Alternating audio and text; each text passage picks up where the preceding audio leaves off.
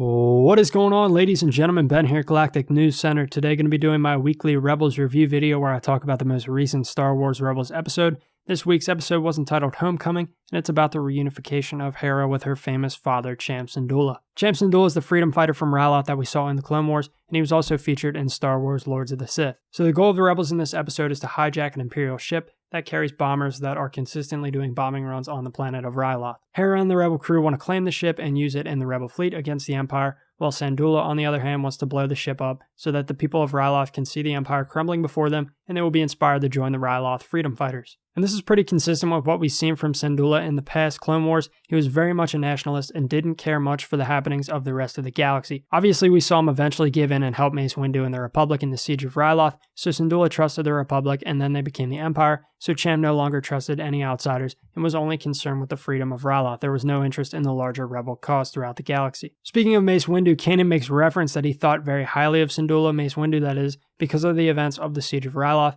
and I actually cringed a little bit because, as many of you know, I'm not the biggest Mace Windu fan, and to hear that there is still legend of him circulating throughout the galaxy is pretty disappointing. To be honest, if I was the Emperor, I would have eradicated that hypocrite from the histories of the entire galaxy, but anyway, I digress. So the Rebels get onto the ship, but Syndulla's people turn against the Rebels and start to do their own thing. The Rebels eventually come to and try and save the ship before Cham is able to blow it to bits. In a really cool scene, when Kanan is trying to get to the bridge, we get to see him use his lightsaber to get through some blast doors, which is always a throwback to Episode 1 when Qui-Gon Jinn used his lightsaber to melt through the blast doors, so I just thought that was a cool moment. A shout out to Episode 1 like many cartoons have done before. The Rebels eventually make it to the bridge and are able to persuade Syndulla that their plan is the right way to go, and it gives Hera a chance to do her plan instead of his. And in typical Rebels fashion, Ezra convinces the Empire to abandon ship by using mind tricks, which don't even get me started on how dumb the Empire looks in Rebels. I'm really hoping that Rogue One fixes that because this is getting a little ridiculous. I'm really hoping Rogue One sets the tone, sets the record straight with how badass the Empire is supposed to be if they can conquer the galaxy and maintain an empire throughout the galaxy. Because the way that they're treated on Rebels is just getting a little ridiculous.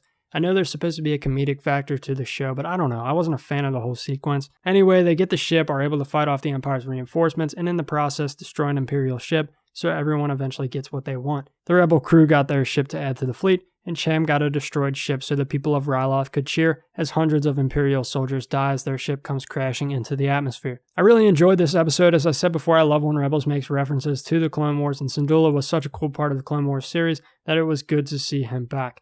Again, I'm still not fond of the way the Empire is treated like imbeciles in this show, but I guess it's something that I'm going to have to accept until Vader or someone arrives who knows what the hell they're doing. So let me know what you guys think. Do you like the episode? Did you not? And where do you think we go from here? And please tell me, when do you think we're going to get to see Vader and Ahsoka fight? When do you think we're going to see Darth Maul return? When do you think we're going to get to see Yoda? When are any of this stuff that we saw in the mid-season trailer come to fruition in the show?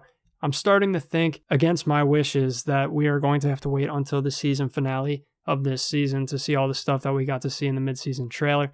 I don't know, I hope that's not the case, but I'm starting to think that's going to be the case. This has been Galactic News Center. I'm Ben, thanks for watching, and as always, join me, and together we'll rule the galaxy.